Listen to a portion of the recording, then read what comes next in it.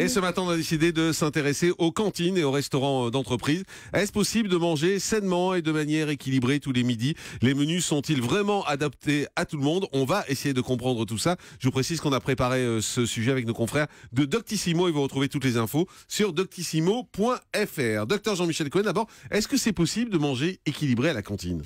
Alors manger équilibré ne signifie pas bien manger, mais manger équilibré en général dans toutes les cantines c'est possible. Il y a même des règles qui ont été mises en place qui font qu'on a des calibrages entre la proposition entre les produits céréaliers, les protéines, les produits laitiers, etc. et les fruits et les légumes. C'est-à-dire qu'ils font pas ce qu'ils veulent comme menu? Non, il y a des règles imposées. Il y a des règles qui ont été posées pour avoir l'affirmation d'une restauration collective. Elles ont été imposées. Il y a des décrets et particulièrement sur les cantines scolaires. Mais ça veut dire qu'aujourd'hui les cantines et également pour les entreprises, parce que c'est important, il y a beaucoup de gens qui mangent également dans les cantines d'entreprise. Ça se fait comment?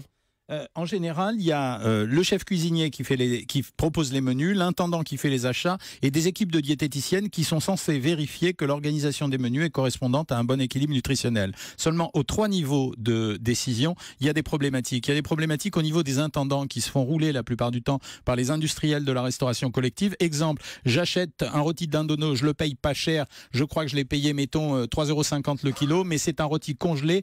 Dedans, il y a eu plus d'eau que dans un autre rôti. J'ai cru acheter pas cher et en fait j'ai acheté cher. Deuxièmement, la diététicienne elle va mettre des barrières tellement fortes à la proposition alimentaire que le cuisinier n'a plus de marge pour fabriquer son menu. Et troisièmement, quand le cuisinier décide de faire des menus spécifiques, il peut ne pas tomber pile poil sur les désirs des gens. Donc aux 3 niveaux il y a un problème et s'il n'y a pas une harmonie et une concertation entre les 3, on arrive à des cacophonies telles qu'on les voit et qui ont suscité le gaspillage qu'on connaît à l'heure actuelle dans les cantines. Mais ça coûte cher de fabriquer les repas à la cantine? Pas du tout. En réalité, le coût d'un repas dans une cantine et particulièrement les cantines scolaires, il ne va pas plus loin que 1,25 €. C'est-à-dire que pour 1,25 €, on arrive à fabriquer aujourd'hui, même dans la restauration collective non déléguée, c'est-à-dire quand on la délègue à des entreprises privées, le coût du repas peut démarrer à partir de 1,25 €. Il est facturé en général le double. Les collectivités en prennent une partie à leur charge. Et plus on va monter dans le prix, plus on obtient une cantine de qualité. Il y a des endroits où on accepte de payer jusqu'à 5 € le repas en l'achetant, qui vont fournir une cantine de meilleure qualité, en tout cas en termes de goût. Mais c'est très peu cher, contrairement à ce qu'on pense. Mais pour les cantines, c'est vrai que c'est de moins en moins préparé sur place. C'est quand même des grosses structures qui livrent, non?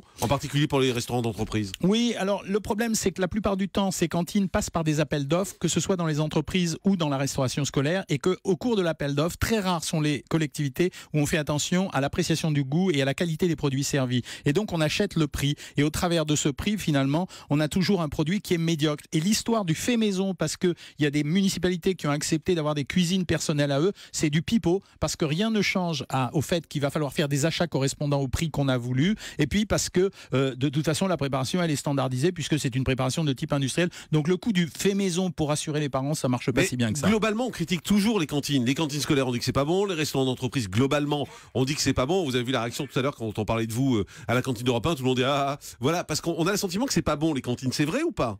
En général c'est pas bon simplement parce que les gens s'imaginent que la cantine est un restaurant. Or la cantine c'est un endroit où il est prévu de se nourrir, et les gens attendent d'une cantine assez légitimement un espace de repos et un espace qualitatif. Mais sauf que les contraintes de prix font que cet espace qualitatif ne se retrouve pas. C'est-à-dire qu'on ne retrouvera jamais la pomme de terre écrasée classique faite par une maman attentive par rapport à la purée faite en flocons qu'on va retrouver à pas cher dans une cantine. Donc c'est ça le grand témoignage. Ça veut dire que la cantine est faite pour nourrir les gens et les gens y attendent autre chose que se nourrir, ils attendent de la qualité. Et beaucoup se plaignent aussi que parfois il n'y a pas de menu végétarien.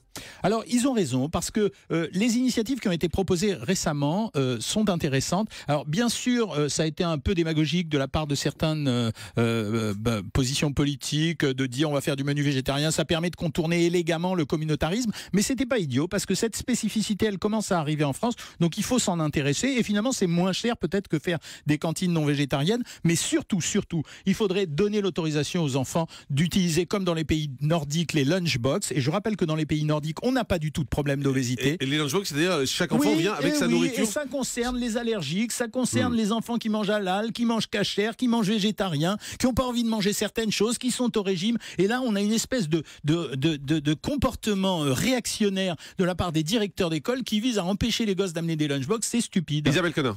Moi, c'était l'encadrement qui manquait. Inès, ma fille, est un petit format et quand elle est arrivée en 6e, elle était plus petite que les autres, elle avait 1 an d'avance et en fait, elle a mangé pendant 3 mois que des desserts parce qu'elle était à la hauteur que des desserts.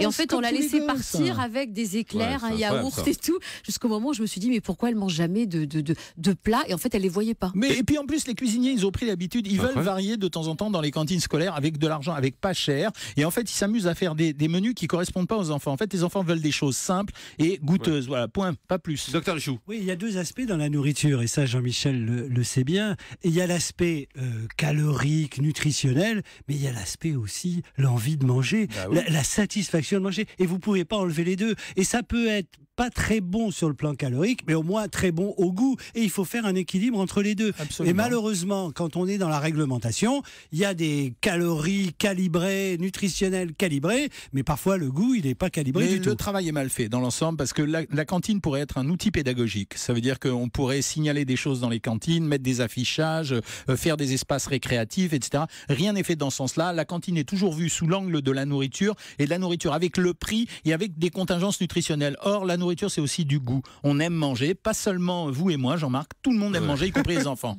Et on peut dire un mot sur le bio aussi, parce qu'il n'y en a quasiment pas dans les cantines. Énorme connerie démagogique, parce que... De quoi, le bio qu'il n'y en ait pas? Non, le fait de dire... Non, il y a une consigne, un acteur qui vise à tendre à donner 20% de la nourriture dans les cantines sous forme biologique. C'est extrêmement démagogique, parce que d'abord, ça n'est que 20%, et ensuite, deuxièmement, parce que ça alourdit considérablement la facture de la cantine, alors qu'ils ne sont pas capables de fournir des plats suffisamment appétissants pour les enfants.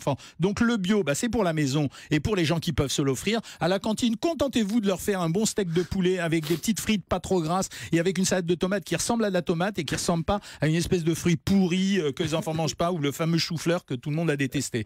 On disait qu'hier vous étiez allé à la cantine d'Europe 1. C'est équilibré, c'est bien fait cette cantine? Alors là, écoutez, j'ai le choix entre me mettre mal avec Denis Oliven, le patron, ou tous les employés d'Europe 1, et le nombre fait que je préfère épouser les employés d'Europe 1. Donc il y a du travail à faire dans la cantine d'Europe 1. Alors il y a du travail. Ce que je vous propose, c'est qu'on descende à la cantine d'Europe 1 ensemble. On va se prendre un micro à chef, on va se prendre un casque, on va faire une pause de pub, on va se retrouver ensemble à la cantine d'Europe 1, on va regarder les plats. Et vous allez nous dire ce que ça vaut, vous êtes d'accord? C'est ma dernière présence à Europe 1. Exactement. Mais écoutez, on fait ça.